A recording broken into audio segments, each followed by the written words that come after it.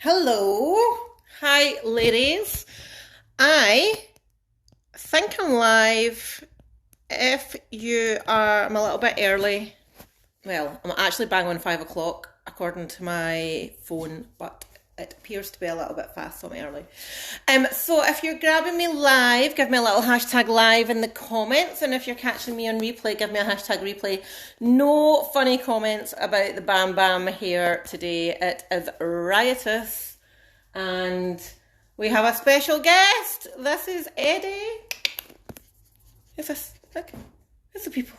Say hello to the people. There you go. He's just going to have a sniff. So this is Eddie, and actually Eddie was locked in his room. So Eddie has a bed in the kind of family room, and I have one door at the end of the family room and one door at the other end, and he can open doors. So he got out one door and then he got out the kitchen door and the garage door. So for those of you that know Cat, this is my gym.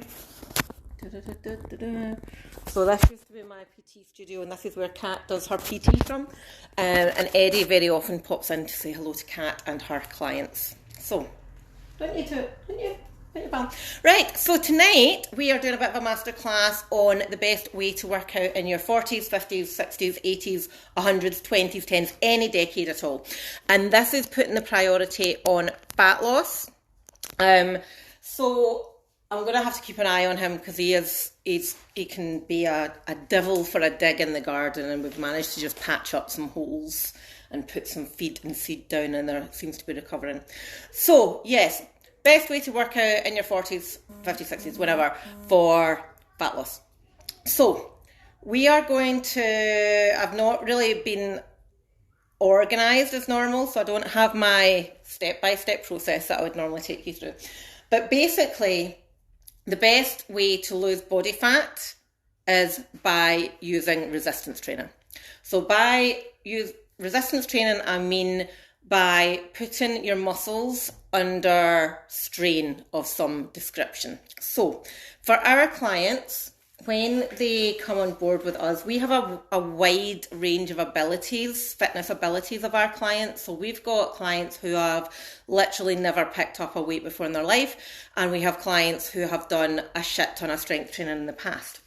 So what we say when clients come on board, we're personalising their workouts for them. So as a beginner, what we always send our client is some resistance bands. So these are super easy to use and very, very handy to have and very cheap, so good value.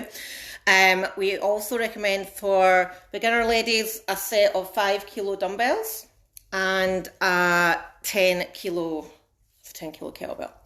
For our more advanced ladies, now quite often they will already have some kit, but if they don't have anything and they're not going to a gym, which we've not been able to do for the last wee while, I'll recommend 7.5 kilo dumbbells and Big Bertha, a big 16 kilo kettlebell. And prior to lockdown, and probably more now, you can get all this stuff in Argos and Amazon and Decathlon. They were difficult to get over lockdown, but not so much now. So very easy to get, and it means that if you're limited for space, it's really easy to just have your kit, or if you're working outside, you can just cover it up with a bit of tarp and it's there for you. So it means that, one of the big blockers to exercise adherence is not knowing what to have, not knowing what to do, and the intimidation part that comes with going to a gym. So there's no, if you don't want to go to a gym, there is no need for you to go to a gym. Some people like going to the gym for the social aspect, or for it gives them a little bit of an accountability boost, like they have to go and do something, because if they go in and just sit around, they're going to get funny looks. People are going to go, why are you just sitting on your arse doing nothing? But for most people, working out at home, when we tally everything up, it's the best thing for them. So most of our programming is done for home based, but should we have gym buddies, then program for gyms. Now, going back to fat burning, so resistance training, the more we want to build muscle, okay? So resistance training builds muscle. Now, the reason that we want to build muscle is twofold. Now, for fat loss, the more muscle mass we have, the higher our metabolism works, which means our fat burning capabilities are better. Okay, and the reason why that is good, especially in our 40s, is from about the age of 38 onwards, our metabolism starts slowing down. That is one of the reasons why we start seeing weight gain in our 40s. That's why we start finding it a lot harder to lose fat, whereas we have found it easier. So if we can get our metabolism working better, it means we're going to burn fat better. Okay, so that means quicker. So that's one reason. Sorry, I keep ducking out, I'm pulling up my jeans.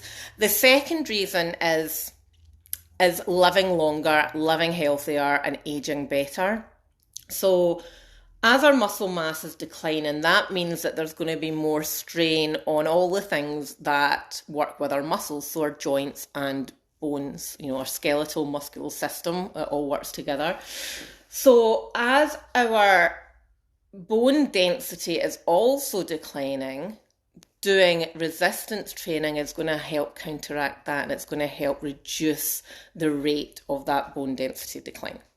So that simply means that as we age, and we're going to be more susceptible to falls. Now, if you are doing training, exercising with weight-bearing exercise, with resistance-based exercise, it actually means that things like balance are improved, so your risk of falls are going to be less. But it also means that if you do fall, say you get to 70 and you do fall, 80, 70 is not that old really, is it? 80 and you do fall, the difference of having a strong body, strong muscles, is that you can get back up yourself without having to be rolling about a pavement on your back like a stuck tortoise. So 2 reasons: fat burn, which is probably, I know we all want to age better and be healthier in our old age, but it feels very far away, doesn't it? So for the here and now, fat burn, but you're also doing yourself a bit of a harder to kill exercise. Right, give me a 1 in the wee chat box if that makes sense, in the comments. That's what it's called, the comments. Chat box is something else. So give me a 1 if that all makes sense. So we want to burn more fat, we want to live longer, we want to age better, and we want to be healthier. The other element to weight training, it's one that we don't often think about, is around the confidence and self-esteem factors. So say you're a beginner in the whole exercising regime or resistance training, maybe just played about in the gym, not really done anything. When you start doing things that you've maybe not done before, or doing things that you didn't think you could achieve, or doing things that you maybe always put off in the past, and you can do them, it starts building confidence, it starts building esteem, that you can actually do things that you didn't possibly think you could do. And when we start building that inner confidence, that's one of the areas that tends to go when we're not feeling comfortable with our physique, is that, I'm trying to hide away, you're not putting yourself out there. But when you start getting that confidence, that's when you start getting that inner glow. And that inner glow is the sexy factor. The sexy factor is not your mini skirt, it's not your low cut top, although, hello, I'm not actually displaying any cleavage because I have an A cup. However, excuse me 1 second. Out. Get your bed. Okay.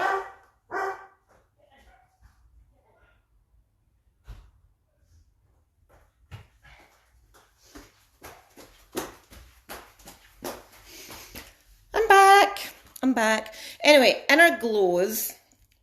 When you start doing things perceived to be difficult or impossible for you, you start building that inner confidence, you get that inner glow, and that is your oof. So the shoulders go back slightly. I call it tits and teeth. So the shoulders go back. You've got that kind of self-esteem, that pride, and you're smiling. You're looking up high. I'm doing a live. So, you've got that whole, yes, I can do it. And that's what people notice. That's what you feel. So when you look in the mirror, you might only have lost, say, 5 pounds or something. So you might not see visible changes, but you can feel the changes happening in here. That then giving you the boost to keep going and to keep doing the program that you may have. So does that make sense that those factors are so necessary? give me a X. You know, for those of you that have ever done one of the challenges, and when I'm doing the workshop at the end, it's all about the X, and it's like, giving me a kiss. It genuinely is super lovely. So keep giving me kisses. I like it. So yeah. So they're your main reasons why we want to focus on resistance training. Now, one of the things that is very, very common with ladies in their 40s and into the 50s is this reliance on cardio. Right, so a lot of women love running, and I get that. I have loved running in the past. I don't love running so much now because I've got a gammy hip and I can't tend to drag it about like I don't even know what the political correct term is. Anyway, so yes, I completely understand why running is so is such a positive experience for people. I mean, it's a really good headspace. But what tends to happen is when we run, we burn calories for the time that we're running. The minute we stop running, we stop burning calories. With resistance training, you're maybe not burning as many calories at the time, but because your muscles go into something called oxygen debt, which is basically means you're still burning calories long after that you've finished working out. So actually, over the longer term, you're getting more bang for your buck from doing your weight training. But anyway, so we have this perception that the more cardio we do, the more weight we're going to lose. And that then can get into a bit of a cycle of, I've overeaten, I must run. I've overeaten, I must run more, or cycle more, or whatever the cardio thing is. And that can turn into a bit of a slippery slope where we start going on this, I need to cut my calories and I need to exercise more, which then takes up more time, that then adds more stress. And in actual fact, what you're doing is you're not actually burning any more fat. Your body's not going to change anymore because you're not changing the muscular structure of your body. So when you're doing weight training versus cardio, that's when your body shape changes. So if you just lose weight through cardio alone, your body shape won't change. It'll just be a smaller version. So if you've got a saggy tum, you're probably still going to have a saggy tum. If you've got a saggy bum, you're going to have a saggy bum. If you've got droopy arms, you're still going to have droopy arms. But doing the weight training is when we're changing our body composition on our muscular changes. That's when we start sculpting our body. So you start getting a little bit of definition in the arms, butt cheeks lift up, waist comes in, little bit of separation in the hamstrings. That's kind of my wishful thinking just now. But that's when you're changing your shape as well as your size. You're looking like you're fit and healthy, essentially. So exercises, I was contemplating going through some movements and stuff, but it did mean getting changed, and I couldn't be bothered getting changed, quite frankly. So what I'm going to do is I'm going to put up the types of exercises to do. I'm going to talk about that, and I'm going to put up some suggested movements that should be incorporated into your workout routines to give you the best benefit. Because what we don't want to do is have you working out loads and loads and loads and loads and loads, because that again takes up time that we don't have, puts us under more stress, which then raises our cortisol levels, which cortisol is the hormone that is part of the stress reaction. Okay, so more stress equals more cortisol, which then means that fat loss is going to be harder because your body is just trying to keep you alive. It doesn't really care if you're overly stressed. So your metabolism slows down. Your body doesn't care if you're losing weight. Just want to keep you alive. So we have to be very mindful. And one of the very common things that we do with our ladies is that they might come to us and they're already doing like 4 HIIT workouts a week, 2 runs. We're like, we need to reduce this down. We need to actually change the way you're exercising and reduce the volume of exercise that you're doing and actually make it a lot more efficient. So it might only be like 3 strength sessions a week and 1 run versus 5 HIIT workouts, and we see huge changes with that. So exercises to consider. We're going to split these into 2 different types. So we've got compound exercises and we have isolation exercises. Now this is probably getting a little bit wanky. Well, not wanky, but compound exercises essentially are movements that incorporate big muscle groups. Isolation or accessory exercises, it can be called, focus on one single muscle. So when you're designing a workout for yourself, you want to make up that it has four, say four-ish compound moves, and then some accessory / isolation exercises, because if you're working the bigger muscle groups, again, the more muscle mass is going to work, more calories are going to get burned. So if you can imagine doing like an hour of bicep curls, that's an isolation exercise. So it's only working this bad boy here. It's only working that. That's not going to do an awful lot. You're going to have really pumped up biceps, but from a calorie burn point of view, not a huge amount. But if you were to do deadlifts, which is taking a weight from the ground and standing up with it, and you're using your butt, your quads, which are the muscles at the front of the thigh, your hamstrings, muscles at the back, you're using your lat muscles, which are here to grip on, you're using pretty much all the big muscle groups. So for that, you're getting a much more efficient workout doing that. Although probably deadlifting for an hour is not good for your central nervous system. Again, think stress. So I'm going to pop up a list of compound moves and a list of accessory isolation exercises, and then I'll show you, you can screenshot it or whatever, and then you can go away and have a think about how you program your own workouts.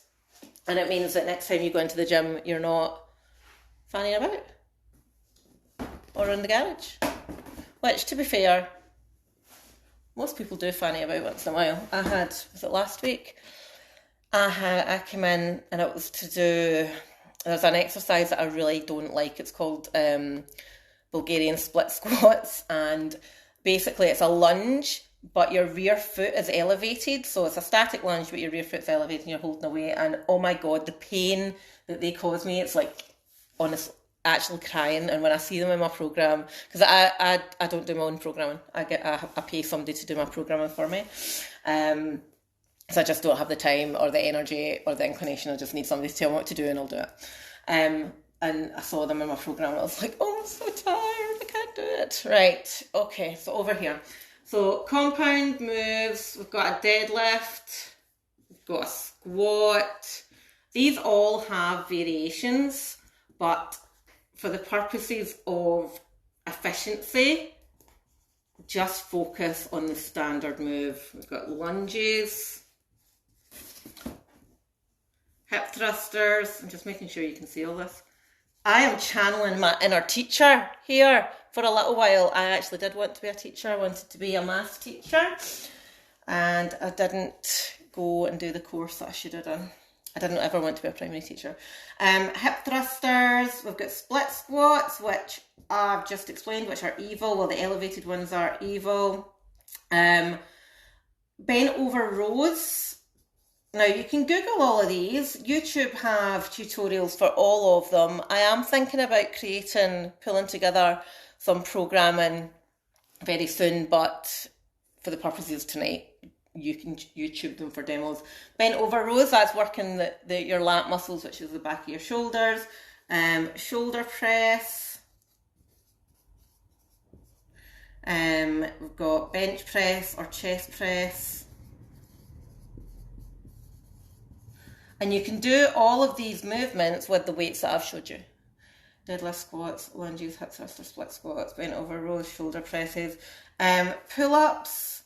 This is a goal for many, many, many, many people, and these are probably the hardest movement for a woman to do. Just purely because, well, if we compare against men, women are naturally weaker in their upper body than men. So men can, like, a beginner can whack up in a pull-up bar and do some pull-ups, and a woman would find it really hard. One of the things with pull-ups is the lighter you are, the easier it is. But it's a very good goal to have, and it's one of... Yeah, Jenny, it's back to front because I am doing a front screen. I don't think I can turn it around. No, I can't turn it around. Deadlifts at the top, squats, lunges, hip thrusters, split squats, bent over rows, shoulder press, bench press / chest press, pull-ups. So they're your big compound moves. They're the ones that you're going to get your biggest bang for your buck for. Isolation exercises, we've got bicep curls, tricep dips. Another favourite in the EMW Academy. Everybody loves a tricep dip. We have doing quad specific work. So if you're in a gym, you can get a leg raise. I can't remember what that's called. Oh my God, it's been so long since I've been in a gym. Quad extension. You lift your leg up. Hamstring curl, which you can do at home with a set of paper plates or a tea towel on a laminate floor. Lateral raises, which is when you're coming up to the side. So anything that's just focusing on one muscle, always leave to not the end of your workout, but do your compound moves first. And then you've worked most muscle groups. Now, there is a school of thought. So if you're quite advanced, what you can do is look at, instead of doing, like, say you're doing workouts 4 times a week, you maybe don't want to do 4 all over days, because that's actually quite taxing, because if you're doing every big muscle group for 4 days out of the week, it can be quite taxing. You can look at splitting it up, but I wouldn't recommend it until you would actually term yourself as quite advanced. Some people split it up by doing a push day, which is, shoulder press, chest press, squats. Some people do a push day and then a pull day. Pull day is like you might be doing pull downs, pull ups, deadlifts. And again, that was actually one of the reasons that I outsourced my own programming for myself, because I was just like sitting going, oh my God, what do I do? But I would recommend maximum 3 sessions a week, not any more than 45 minutes. Compound moves first, accessory / isolation moves second. And then you can build in some core work as part of your accessory stuff. So core work, that leads me on. I'm going to be here for about 4 hours. So apart from the writing being back to front, is everybody taking a note and makes sense so far? Give me a 2. Give me a 2. Laura Whittle, no one loves a tricep dip. You lie, girl. You love a tricep dip. Everybody loves a tricep dip.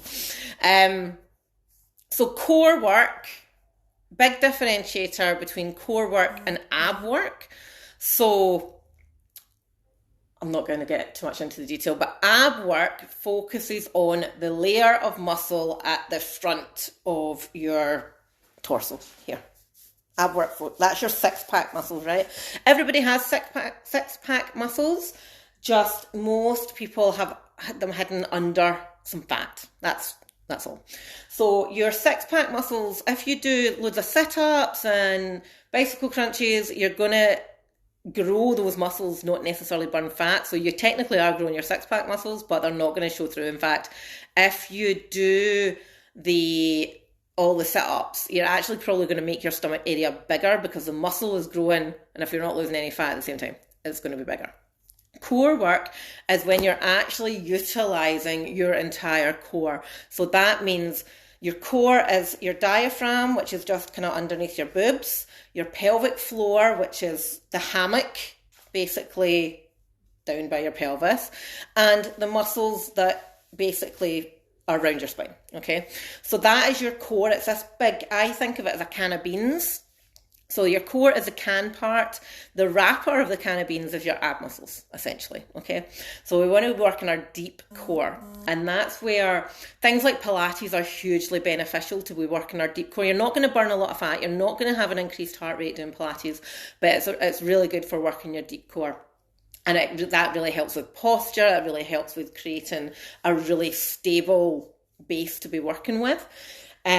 But as I say, it's not going to do anything from a fat burn point of view. Now, if we're doing deep core work or any kind of core work, the key to remember is slow and steady. So if you think about doing a plank, you're better doing a plank with good form for 20 seconds rather than a plank for 2 minutes with incorrect form, because you're not doing anything.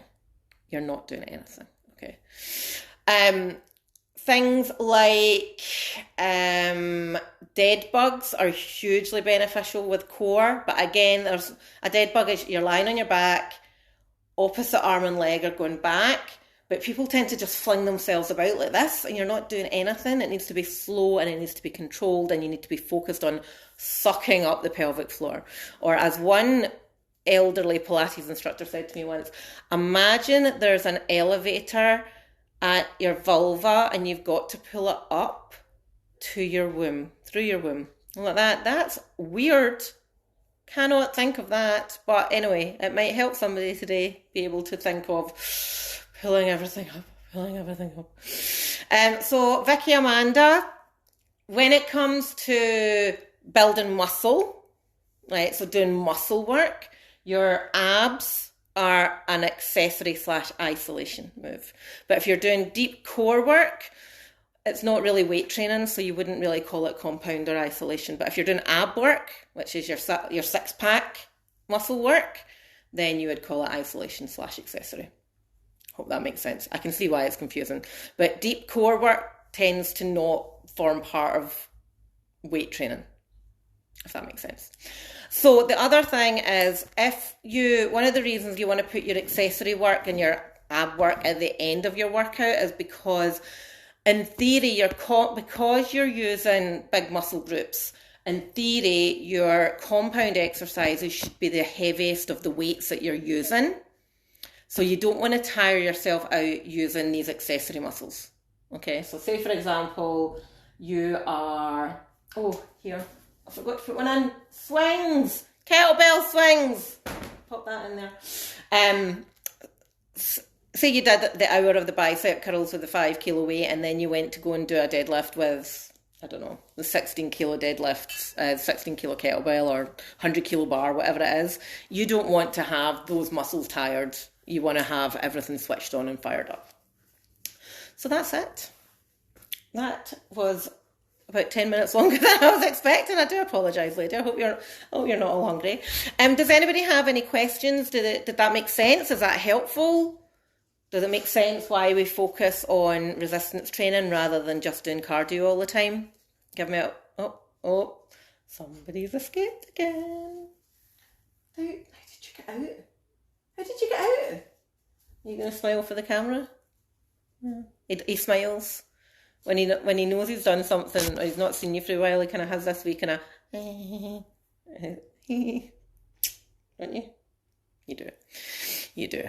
Okay, dokie. Fabulous. Really helpful. Thank you, Vicky. I'm just scrolling through. Right, so makes sense.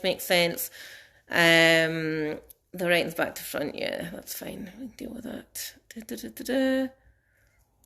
Very helpful. Perfect. Right, so if anybody does have any questions or they will need any information on, how to work out, when to work out, what to work out with, give me a holler for sure, and you can either message the page, message me, write a comment below.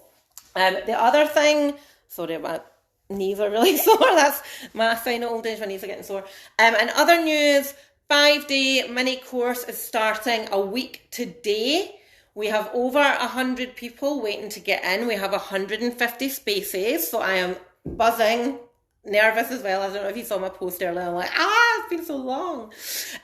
Get on board. These challenges / courses are so interactive and people take so much away from them. The goal is for you to be able to end the emotional diet hell, essentially, and have some actual knowledge rather than pretend knowledge that you're getting fed elsewhere about, keto is the way, and just do juice diets and only eat in this 6-hour window, which is all not helpful, doesn't make people feel good if they can't do it. So you're going to learn loads. You're going to have accountability. I'm going to be around every single day to help keep you motivated. But yeah, they're a good laugh. Come along and join. Let us know if you need an invite. Pop a invite me in the comments and we'll get a link over to you. Right, my lovelies, I am away to make some potato wedges now and with some chicken and maybe, I think we've got green beans, not too sure. But I hope you all have a lovely evening. If you have any questions, as I say, always here for you. It was lovely to have so many people on live with me tonight. I apologise for my hair. I apologise for my backwards writing. But yeah, I hope you get the gist of it. Have a good one, my darlings. Love and appreciate you all. Take care. Bye.